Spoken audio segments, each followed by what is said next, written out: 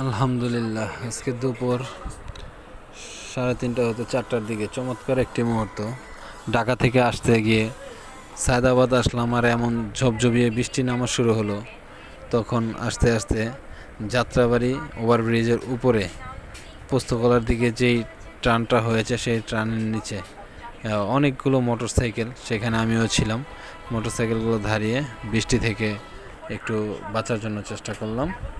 সেই বৃষ্টির যে সিনটা, ভাবলাম যে এখন একটু দাঁড়িয়ে আছি, একটু ক্যামেরা বন্দি করি, একটু দেখি।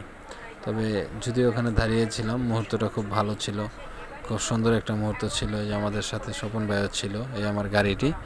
হ্যাঁ, তো বৃষ্টি হচ্ছিল, খুব চমৎকার বৃষ্টি হয়েছে। তবে আমরা সেখানে দাঁড়িয়েছিলাম, অনেক মোটরসাইকেল আপনারা দেখতে পারবেন। আমি আপনাদেরকে একটু পর ঘুরিয়ে ঘুরিয়ে দেখানোর চেষ্টা করতেছি, এবং গাড়িগুলো যাচ্ছে।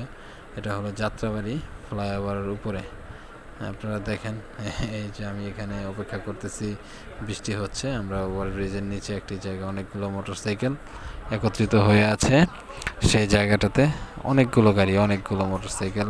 আমরা যে পাশে দাঁড়িয়ে আছি, আমরা গুলিস্তান থেকে যাত্রাবাড়ি আসার পথে, এবং যাত্রাবাড়ি থেকে গুলিস্তান যাওয়ার পথে যেই রোডটা, ওপারে কিন্তু আরও অনেকগুলো মোটরসাইকেল ওপারে দাঁড়িয়ে আছে। সেটা আমি একটু নিচে দাঁড়ানোর কারণে ভিডিও ধারণ করতে পারতেছি না।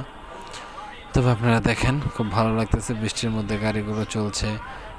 আজকে ভাবিনি যে এখানে দাঁড়িয়ে থাকবো এই সময়টাতে। এই সময়টাতে দাঁড়িয়ে থাকবো আজকে ভাবিনি, কিন্তু আসার পথে হয়েই গেল। এই যে এখানে মানে খুব স্লোভাবে গাড়ি যেতে হচ্ছে, দুই পাশে গাড়ি রাখা হয়েছে, যার জন্য গাড়িগুলো খুব স্পিডে যেতে পারে না। এখানে এসে একদম স্লো হয়ে যেতে হয়, আর না হয়তো যে কোনো সময় কোনো না কোনো মোটরসাইকেলের মধ্যে লেগে যাওয়ার সম্ভাবনা থাকে। ওই পাশে 3-4টে মোটরসাইকেল আছে, এই পাশে 10টা আছে, তারপরে আরও অনেক। নিয়ে যান আপনাকে।